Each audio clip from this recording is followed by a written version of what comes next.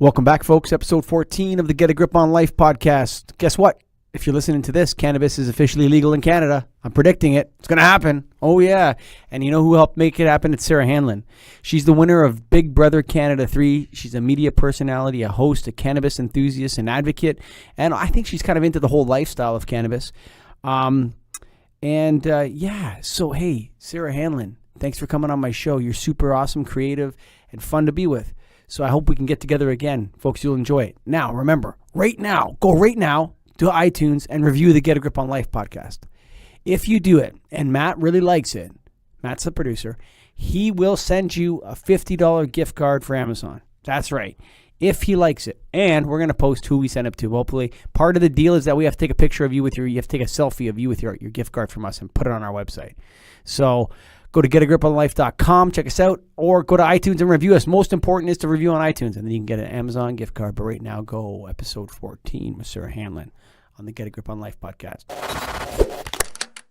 Welcome to the Get a Grip on Life podcast, Sarah Hanlon. Well, thank you for having me. It's a pleasure to be here. Yeah, I wish that, it's, tell me a little bit. So I don't know anything about Big Brother. I know there's a game called Big Brother. Tell me how the game works before we talk anything else about it. So it's actually a Dutch concept. The show started there. It's an Endemol production. And then most countries actually in the world have a form of the game Big Brother. So it's very cool. And Big Brother Canada is now going into its 7th season in the fall here. So I was on its 3rd season. The Big Brother in the States had already been playing for, it's in its 20th season. So I was a fan when I was a kid. I would think I was maybe 10 years old or 8 or 9 maybe when the first season came out, and I watched it with my family, and I was always kind of obsessed with reality TV in general. That's all we really did. We didn't have a lot of money, and we had one TV, and we would all just sit around and watch each other's shows, and I'd watch their shows that I hated, but then they'd watch my shows which they hated. So I got kind of used to seeing pop culture in this way that wasn't just to entertain myself, but as this form of a mirror of society, right? So that's how I always viewed reality TV, and I really always wanted to engage with that and play with that. So then I had just moved to Toronto, and I had the day off for the open casting call at the Metro Toronto Convention Centre downtown, and so I just went, and the rest is history. Then I was cast on the 3rd season, and I never thought I would win, ever. And I really, it sounds crazy to say because it's $100,000 grand prize, but that was really never my goal, was to win. My goal was to go in there and, like I said, kind of engage with pop culture and, those things when you're watching TV and you're screaming at the TV. I wanted to scream within the TV. So it somehow all worked out. So can I borrow some money? No. It's all in a mortgage now, but go. I got to play again. So okay. So how does the game work? What kind of game is it? So if we're going to play, Crazy Eights, or we're going to play Capture the Flag, tell me the rules of Big Brother. Okay, so it's similar to, lots of people know the idea of Survivor. So I kind of use Survivor as a base and say it's Survivor in a house. So you take 16 people in my season. Around that, it's usually from 13 to sometimes it can be 18, maybe 20. But in Canada, it's usually around 16. And they throw them in a house. And each week you play for power. And that person who wins power, it's called the head of household. And that person, they get a fancy room, and they get some alcohol, and they get a little bit of luxuries that everybody else doesn't get. But they also are tasked with the duty of putting 2 people on the block, as we say, for nomination to leave the house. Okay. And then the rest of the house that's not on the block, they vote one of those people out. Before they vote them out, there is what they call a veto. You know what the word veto means, sure, right? So it's a competition. Whoever wins the veto has the power to say to the head of household, sorry, I'm vetoing one of your decisions. The head of household has to put up a third nominee. So you can veto the group's vote. No, you can veto the head of household's nominations before the vote. And everybody has a veto. No, there's a competition, and one person can win one veto per a week. Yeah. Okay. So it kind of puts the head of household in a tricky position, because if there was no veto, you could put up 2 people, one person goes home, one person's left mad at you. Mm-hmm. But with the situation in a veto, you can put up 2 people. someone wins veto, takes themselves off, or someone in the group wins veto and takes someone off, and then you have to put up another person making another person mad, and essentially you're leaving more people in the house who you've kind of ticked off. This is very Machiavellian. Oh, well, it's called Big Brother, which is based off the Orwell novel, yeah, sure. 1984. So it is very much that concept, right? And Big Brother is kind of controlling everything.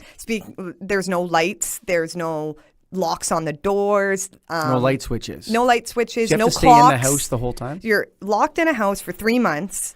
There's no radio, there's no television, there's no magazines. You can't read anything. You get no messages from home unless you win that head of household competition. You get one letter. So that's another reason people want to win, right? So you don't really want to win because you don't really want to put people on the block to send them home, but you kind of have to if you want to get to the end and win. Some of these competitions are really physical competitions, for example. So I knew, there was a university quarterback in my season. I was like, you know what? That's some competition for me. He was really my target. So depending who you are and depending where you're coming from, everybody plays the game kind of differently. But generally, so the group votes out people until there's only 2 people left. At a certain point, the people who get voted out start to form a jury of about 10. And then when there's only 2 people left in the house, those people who you just voted out, sometimes in really cold, callous ways, then have the decision-making power on the final 2, who wins and who comes second place. Whoever wins gets... What is the criteria? Like, are they allowed to just vote for whoever they want? Yeah. There's no criteria. There's no, judge saying to them, listen, jury, you're going to use this criteria to vote. No, it's a social game. So what it is alliances form. Mm-hmm. And so you get groups of people who form, and then it happens really quickly and way more naturally than you would think, right? Because when me and you were talking and I'm telling you the concept, you'd think, okay, I'm going to go in there, I'm going to vote out these people based on who's my competition to win. And it's, it's kind of a simple strategic thing. But because of the nature of the game and you being stripped from everything no contact with the outside world, like I said, when you get stressed out in real life, you maybe listen to music, you take a walk in nature, you can't do any of those things, right? And you're being filmed 24 hours a day, 7 days a week. There's a live feed that people can tap into. So they're releasing the episodes each week as you're in there doing it. There's edited 3 episodes a week. And then also, you can just, Big Brother US is on right now. We could go online and we could see what these people are doing in the house. Right now we can put it up there and watch it. Right now, yeah. In the middle of the night, you can watch them sleeping. It's very interesting. And on Twitter, there's people who, like stenographers, type out every single thing that's happening in the Big Brother house. And so that's still online to this day. So it's an incredibly fascinating social experience. What do you do for fun during Big Brother when you're not Big Brothering one another, when you're not playing the Machiavellian strategical games? You do a lot of talking, which was such an amazing experience in this day and age. It was 3 years ago, but still just completely indoctrinated with Twitter and social media and news and media all the time, right? Sure. You can download whatever TVs you want. You can stream Netflix. To be stripped of all of that and actually have to talk to human beings, it was a beautiful experience. And we had the biggest emotional roller coasters, probably of any of our lives, because that's it. That's all you have. You're getting to know these people. We knew each other better after 2 weeks than friends that I had known for 10 years of my life. Because when you get together with friends and you go for coffee, you're like, hey, what's new with your job? You talk about kind of superficial things. You don't have enough time to really sit there. We were asking so what's the worst day of your life? What were your best dates? What were your worst dates? About it. And you just sit there and you think, you're not. Nowadays, do you notice when you hang out with people, it's more like showing each other news feeds on your phone? I have a BlackBerry.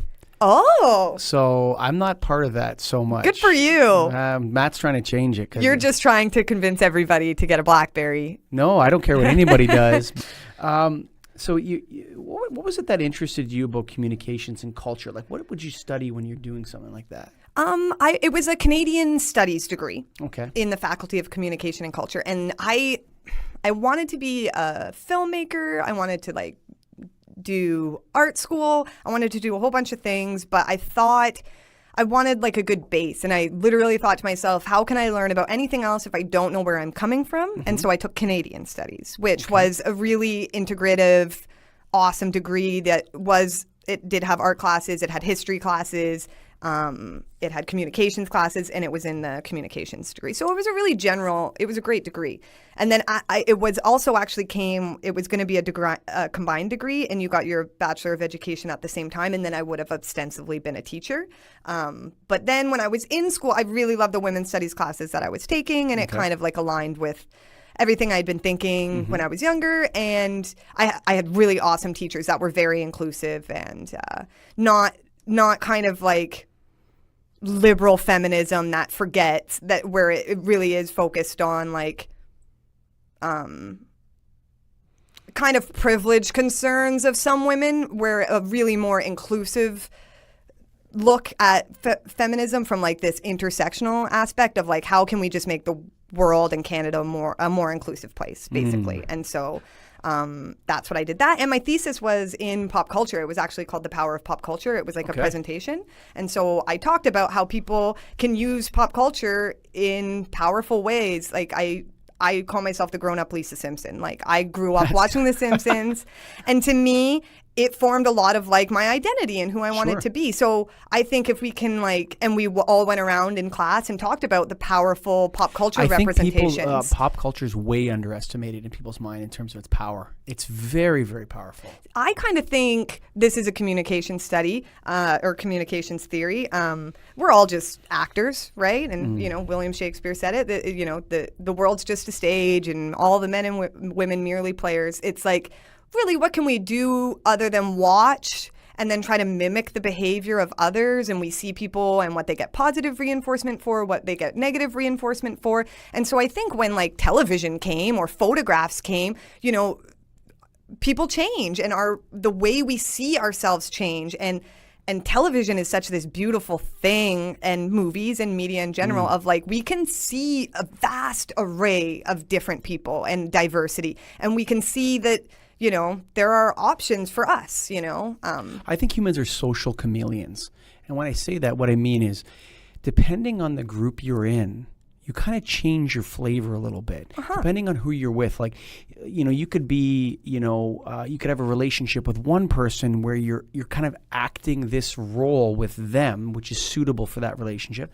And then you can be a completely different girlfriend or wife 100%. Or whatever in a different relationship. I believe like all human beings are capable of anything. And like, that's how I like to look at people. I don't like to kind of say, this is a really nice person, they would never do that. I really do think, like you're saying, emotionally they're capable of anything.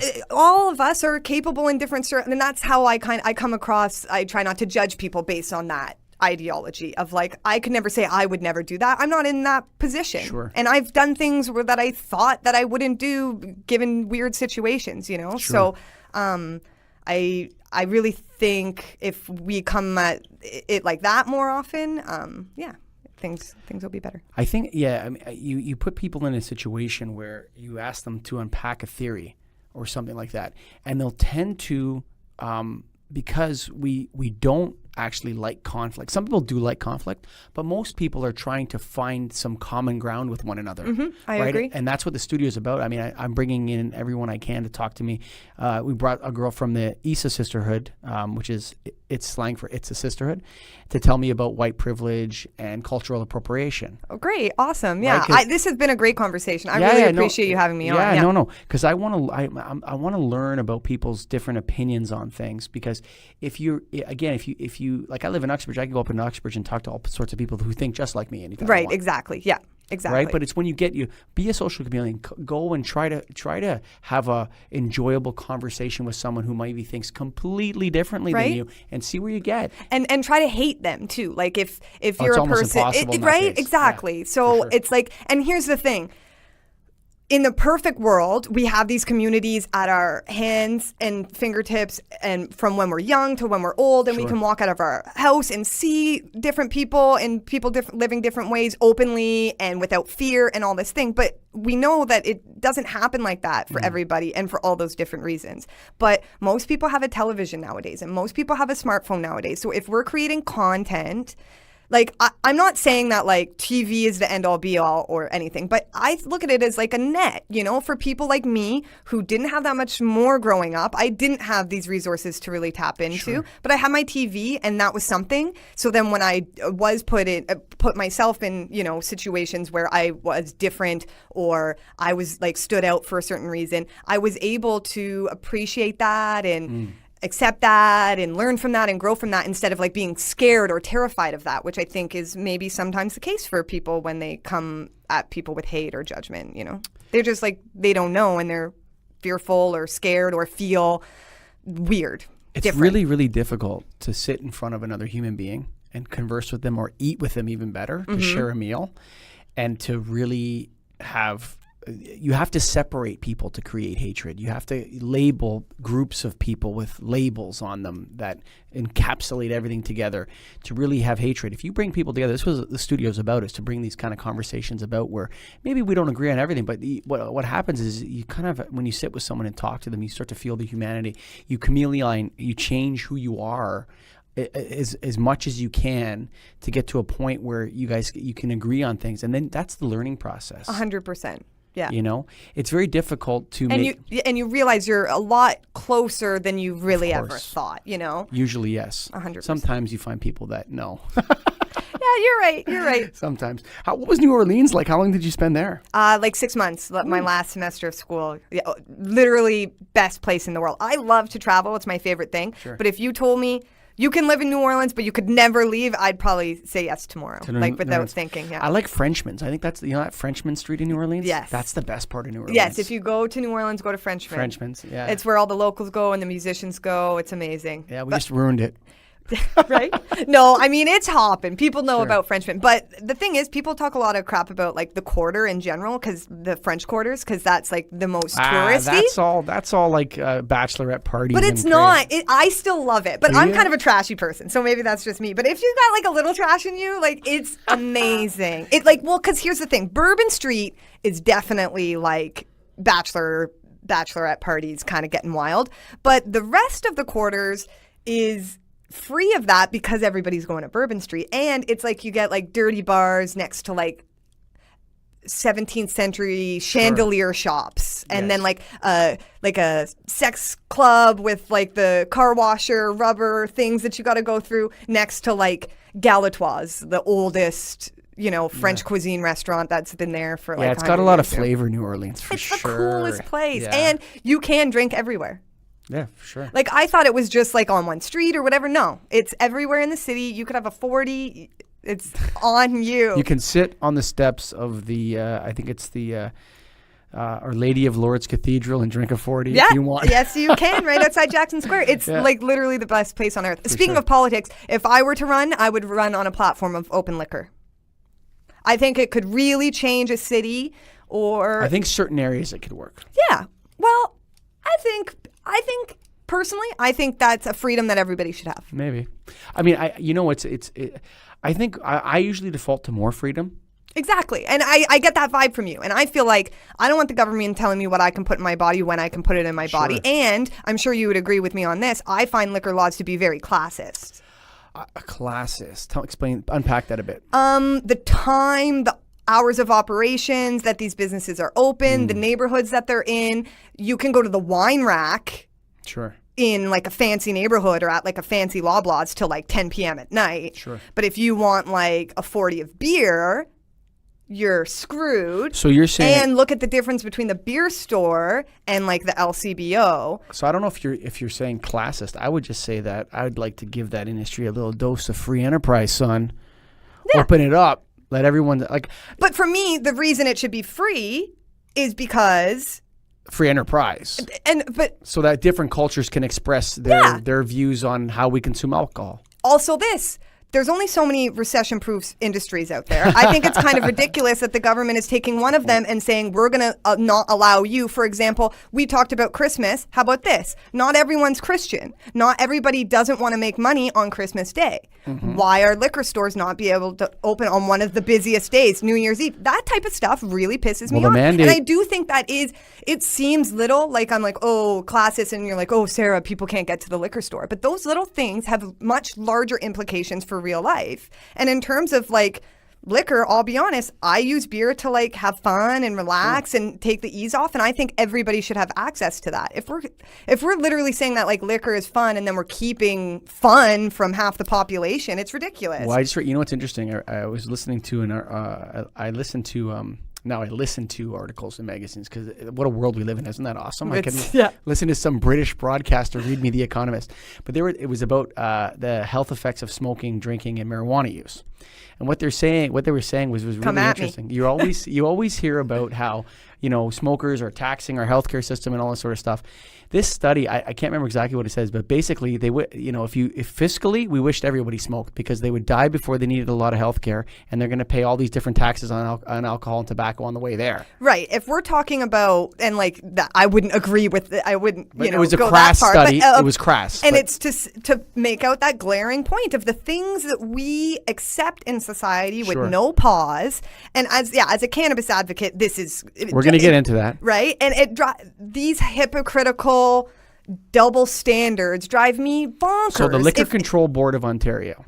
Okay, Liquor Control Board of Ontario. Which is actually, it's a... The mandate is to reduce the drinking of the Ontario population. Right. That was their original mandate. Well, it is a prohibitory board. People, It's a reflection of prohibition, sure. It literally is prohibition. Because get this is my Canadian studies coming out. Boom.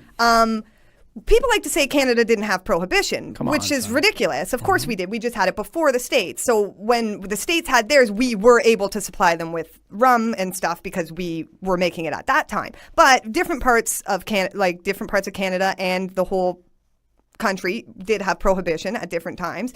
And what the LCBO is, so there was a prohibition board. And so it was like, no alcohol for anybody. And then it started to ease up and it opened up and it was like, oh, okay, well, you can get prescriptions or you could get like licenses for your party. Then they started to open stores. Then they were like, okay, now you can drink liquor from this time to this time. Sound familiar? Yeah. That's what the LCBO is. So what different provinces actually disbanded the prohibition board and started like a new regulatory board. Sure. Alberta, for example. Yeah. So they have a regulatory board that's like, you can have a liquor store. It can be private. They regulate it. So they make sure like, you're not selling... $25,000 fine if you sell to a minor. Or, you can't sell below a certain price and all that stuff. They make sure all the rules are there, which I get.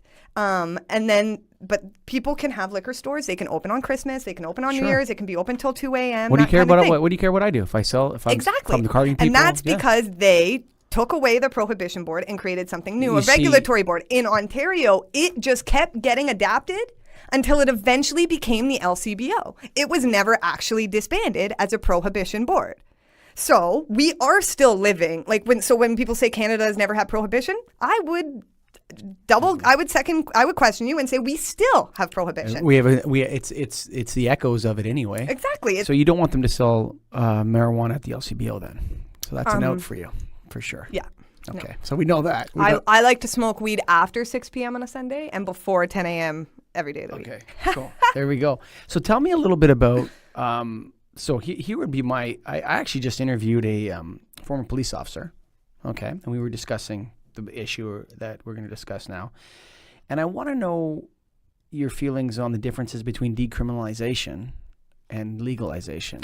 Well, I feel like the first thing that it was really interesting, the Liberal Party's platform here, because it started as innocent people are getting arrested, like my brother, Justin Trudeau's own brother, who was charged with possession, I think. Sure.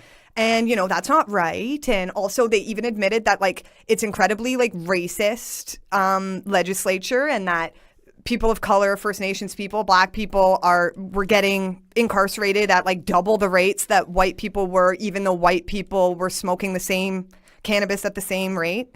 So the government admitted all these things, and then they were like, so we should legalize, right? And then everybody was like, yeah. And then I feel, I'm going to guess, got a little scared or worried about, a base or a kind of traditional mindset about cannabis, even though all the research says the opposite. When you legalize, use actually goes down, youth use goes down, drunk driving goes down, like impaired driving goes down. Like the statistics are there to prove all of these things. But besides that, they started to pander, and it was all kind of like, think of the children. Like, we're just trying to keep it out of the hands of the children became like the only mandate.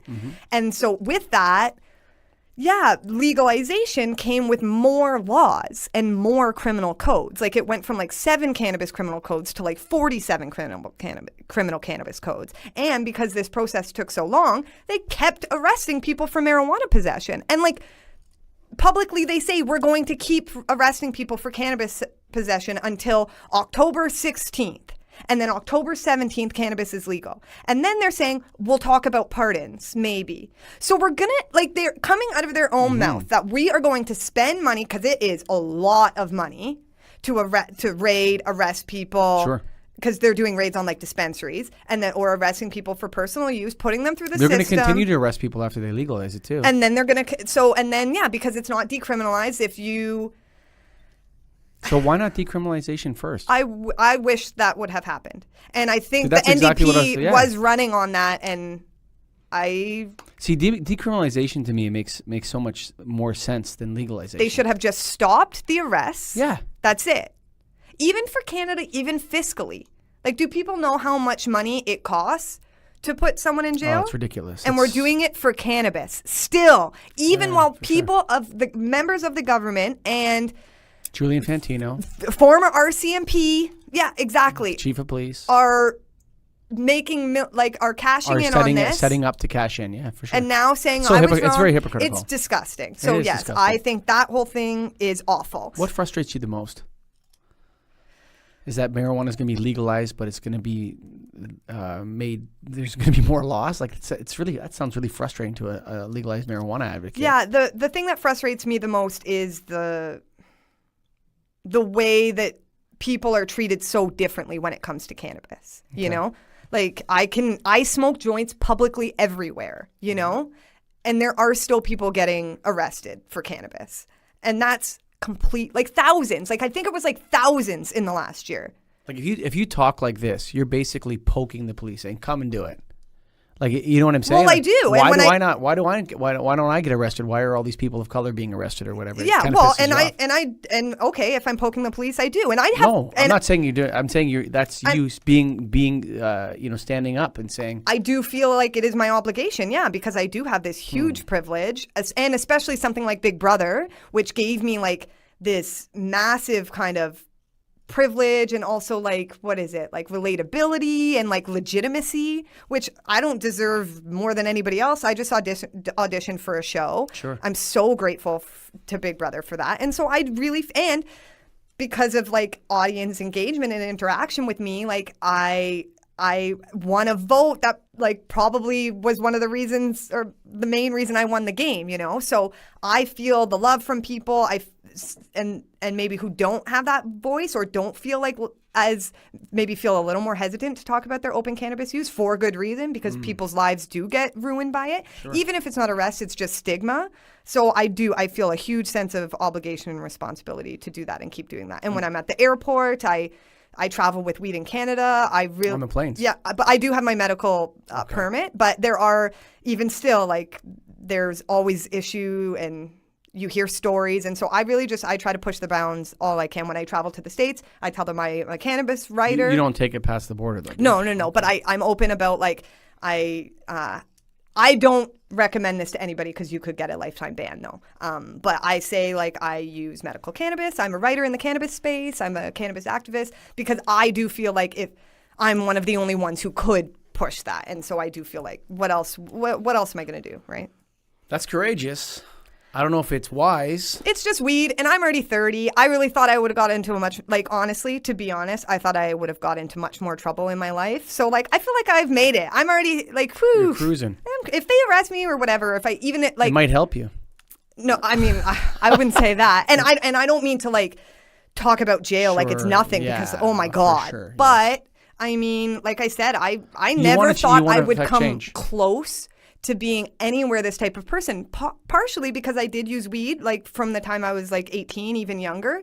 I had this kind of internalized, like, you're just kind of like scumbag type person or whatever. I didn't have a lot of money growing up. Like I said, I just like kind of watched TV. All these things that like when I went to university, I didn't feel like were seen as like respectful things, right? So I kind of and like I said, it's internalized. I don't know if it was so much from people around me or if it was just from like what I saw on TV and the types of people you see in positions of like respect and authority. They never really like I never related to any of them. So I just feel so grateful to even like to sit here and do podcasts and have people listen to me. I'm like, what? So I can't believe we agree on the decriminalization. I'm so happy about that, Sarah.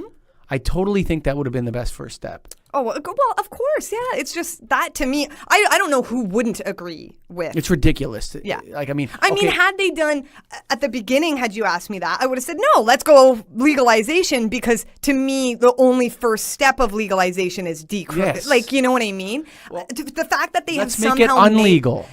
Like not legal or illegal. Just exactly. Like I can eat a chocolate bar. You know, I can go and buy, I see, the way I see, especially things like CBD oil and stuff like this, that's proven anti-inflammatory. It should be on the counter at Shoppers Drug Mart. Right. You know, there's lots of people who are expressing, listen, you know, I'm not here to, the recreational side and the mental impacts aside from I think it's THC would be the other active chemical in it. Mm-hmm. But CBD helps people that have inflammatory conditions. It's not a question about it. And THC helps people too. I mean, that kind of rhetoric is huge and does kind of like it's almost like THC is like the bad stepchild or something, right? Like but THC is what I need THC because I have, slow-moving bowel, gastroparesis. Okay. And so basically, like, my stomach doesn't really work without mobility aids. And cannabis is literally, like, nothing comes remotely close to the way that cannabis, like an engine will turn on my stomach. And that's THC. Like, CBD isn't going to do shit for that. CBD isn't going to do shit for pain if it's not inflammatory related. So, but these are known things. This is not questionable. This is all known. Yeah. Yes. For sure. So, that's the decriminalization is there.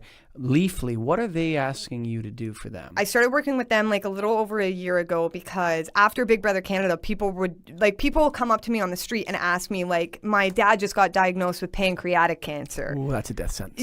And like, and I am a cannabis user, but I'm not a doctor, and I'm actually working on a piece right now about that.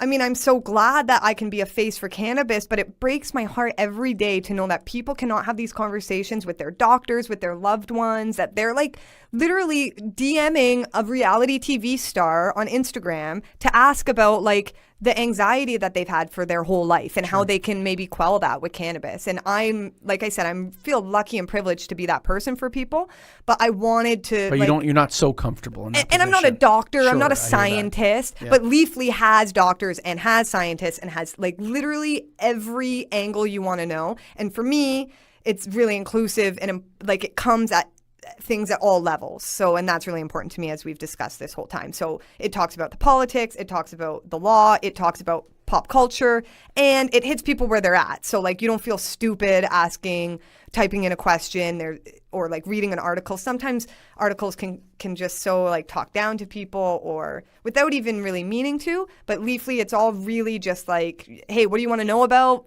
Cannabis is here. And it's really cool because it's like, you can find strains or products that you need nearby, either by like Googling what the strain is. So you can type in like strawberry cough, or you could type in, I have a cough, if you want to search by symptoms, or like I have a headache or whatever. And it can show you like what you can get around. So there are different strains that offer different benefits. Oh, abso-freaking-lutely. Wow. And this is the really exciting thing about legalization is... So that is a good part of legalization. We will be able to do more studies and more research, and that science will drive the other stuff, hopefully, right? Like that's the hope. And so because like even in the States, because it's federally illegal, they can't get away with a lot of research and testing because to go through the FDA and all that is like a huge process. So you will be getting companies from all over the world to come here to do cannabis research and stuff like that. So that's really great. Darn, I forgot where I was going with that. You wanted to help people with different strains. Oh, the different strains. So yeah, if you go on Leafly, you can read all about this. But yeah, that is now that it's legal, we'll be able to really pinpoint all that stuff and do studies about like what not only different strains but grown differently. And then there's also like you said, CBD and THC. There's about like more than 60 other cannabinoids, they're called, and they're the active compounds in cannabis. So they all have different little things that are helping. So it's kind of like, I think it's Michael Pollan writes about food, and he writes about how like you can take an orange and you can be like, there's vitamin C in that orange and there's vitamin D in that orange, and then you could take a vitamin C pill and a vitamin D pill. Or you're not eating an orange. But you're not eating an orange. And when they study it, there is something there that you can't really like, they can't put a scientific finger as to like why you're not getting everything from these supplements that you were getting from this orange. And that's nature, I would argue. Sure. And there's that with cannabis too. So it's like a lot of times the foods come with the various molecules your body needs to digest them. Right. So for example, the reason why people take you could take a vitamin D pill, but if you take it with codfish liver oil, your body will digest it better. Right. Okay. Exactly. Right? Things like like there's that. like little oils, and like if you eat a piece of salmon, it comes with the oils and the whatever it needs to be digested and your protein to be synthesized by your body. Right. Nature did the work for us, Yeah, really, there you go. and we're just trying to perfect everything, and there's really no perfecting that. So the more research we come up from all these different cannabinoids, and then there's terpenes, which is basically like the essential oils of the plant, they're going to find like a wide variety. And now there's like different uses too. There's like subdermal patches, sprays that you can spray under your tongue that work in like an instant. So that's what's exciting to me, like all these different like applications. I see that, I see the high anxiety thing makes a lot of sense to me. Tougher question. Teenage and childhood use of cannabis. A lot of studies are coming out that not so good for kids, not good for the developing brains. Yes, definitely. I would say definitely not. How does a society, like legalization is going to say, no, you can't, but we were all kids once. But we're so used to that with alcohol, right? That's exactly what I was thinking. It's like, I don't know. I don't have any friend that didn't buy booze illegally from the LCBO. I have seen so many pictures of babies holding beer bottles. Like that funny joke of like put a beer bottle in a baby's hand. Sure. So we've gotten to that level with alcohol, which scientifically, anecdotally, statistically, there's no argument that could be made to me that it isn't more harmful for public health than cannabis is. Alcohol is. That's a tough one to argue, actually. Really? No, it's tough to argue that point. Exactly. You can't really.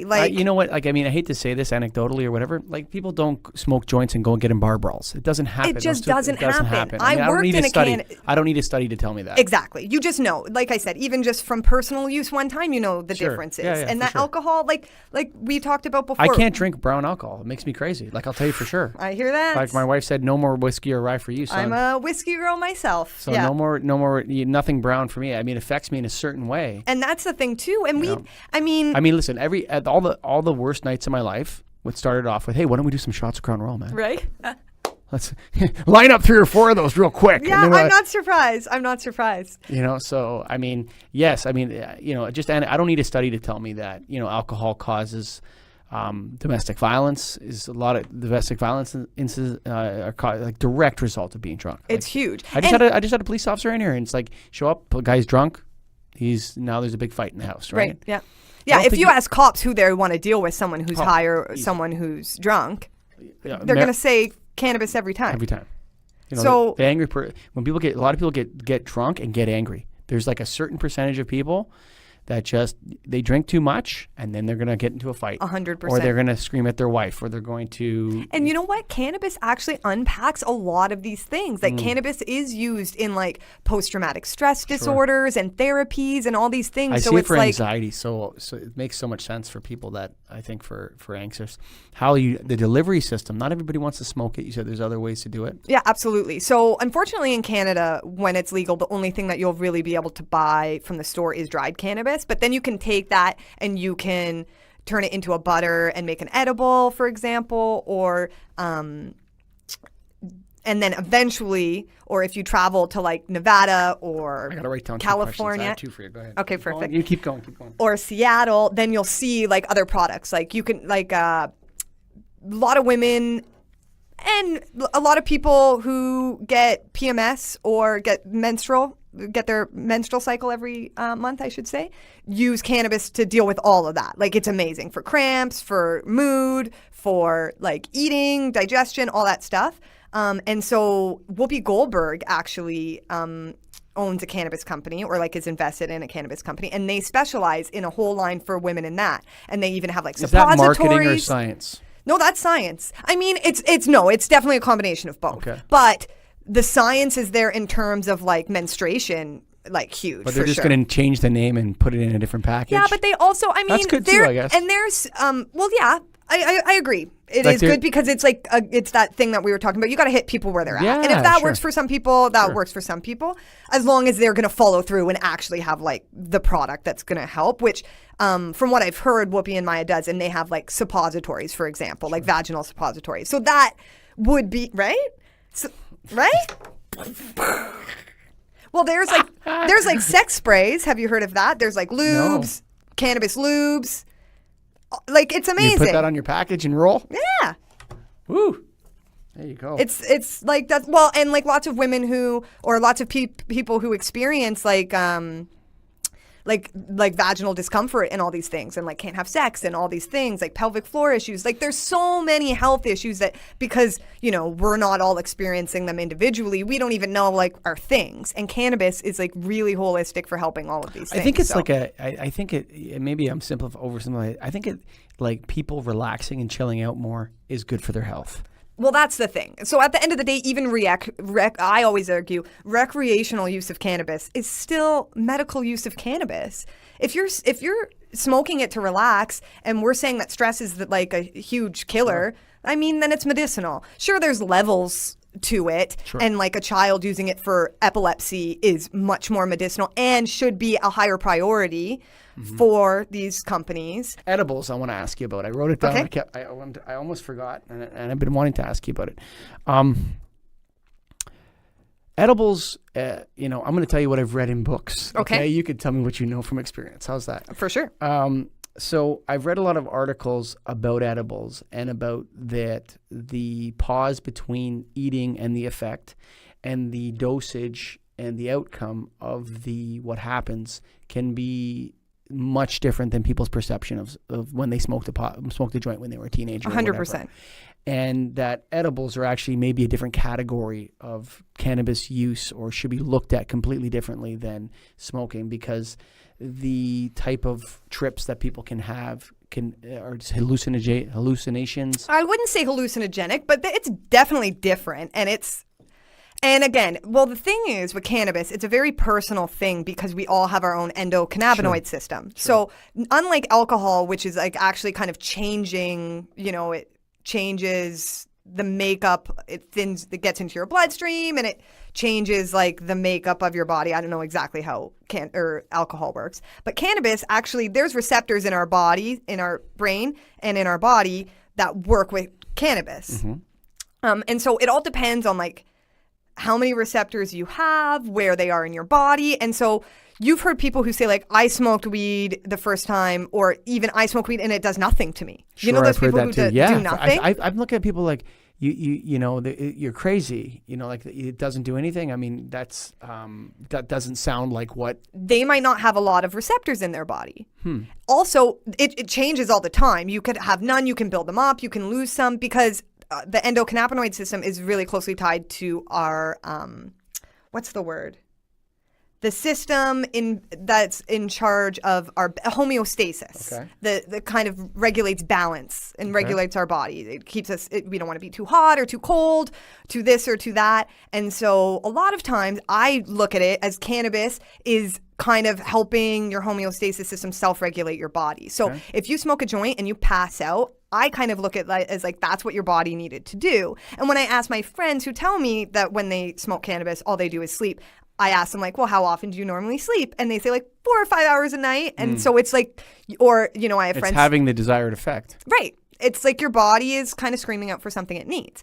So edibles, again, I wouldn't say it's completely different, But it is different enough to take it seriously and treat it differently. Yeah. So, but even with cannabis, smoking cannabis, I would say if you're a new user, I always say with edibles or with smoking, one puff, one bite, like literally one. And it's very hard to do though, because when you make the decision to engage in something, like if I drink a glass of wine, I want a kind of buzzy feel, right? That's like you want the effect. That's the point. So when you take one puff or one bite and you don't feel it, waiting to go for that is really hard for people. But I say like smoking or eating, one bite. And edibles, it can be more intense. Like I know people who have smoked weed for 10 years and who won't touch edibles because when they eat edibles, it is so drastic on them. Sure. And then I also know other people who edibles, they say like it doesn't work on me in the slightest bit. Like it's a waste to almost use it on them. So what they're doing in legal the information states needs to be more clear. I was in Denver for you. So lighting industry and cannabis industry are becoming very linked now because of growing cannabis using lights. Love it. Right. So I have a couple podcasts on horticultural lighting, basically so focused on cool. cannabis. I'll definitely check that out because I do a little home growing. Yeah. Well, no, this is more for manufacturer level cool stuff, right? So systems to grow cannabis. So we were in Denver checking out this guy's factory, and we were walking through and all this sort of stuff. And then we went to see the different dispensaries. Right. And they had, I remember walking into one and you show your license and let you in. And one didn't let me in because I wasn't a local resident. I guess the laws weren't totally clear when it first came out. Yeah, Denver, it was weird. Colorado or whatever. So one didn't let me in and the other guys went in. Then we went to three and we were just seeing how the industry worked and all that sort of stuff. And on the wall where the edibles were, they had this like speedometer. Okay. And it was like 1 to 3 cookies is 0 to 50. 4 to 6 cookies is 60 to 100, and 7 to 9 cookies is 150. Yeah.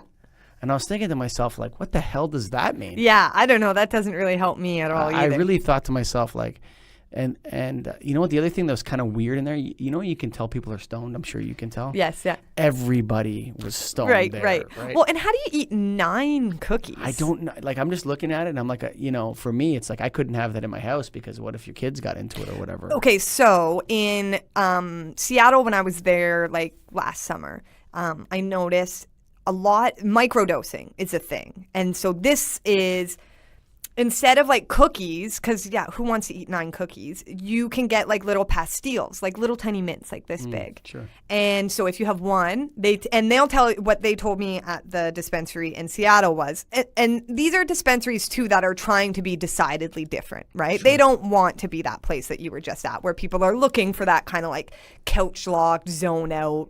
Sure. Blah, which is like, there's nothing wrong with that either. Like that's got its point and purpose in life I too. just felt that it wasn't being taken seriously enough. Well, exactly. And and because maybe they're coming at it from thinking that everybody already knows. This was when they first legalized it. I don't know when it was. It was like 2013, 12, something like that. I can't remember when they did it. I think a lot of times people in the cannabis community, they think they're only serving potheads instead of trying to remember that like someone might be just coming in just to try it for the first time or getting back into it or like that. Yeah. That's exactly what the vibe was of Denver at that time. It was like, people were going there. There was a destination for that. Yeah. So now you have, like, I just did, I'm filming a podcast with Leafly that's going to come out in a few months. And we were in Vancouver and I talked to this woman, Andrea Dobbs, and she is the owner of the Village Bloomery in Vancouver. And she, back maybe 10 years ago, I think, I'm not exactly sure,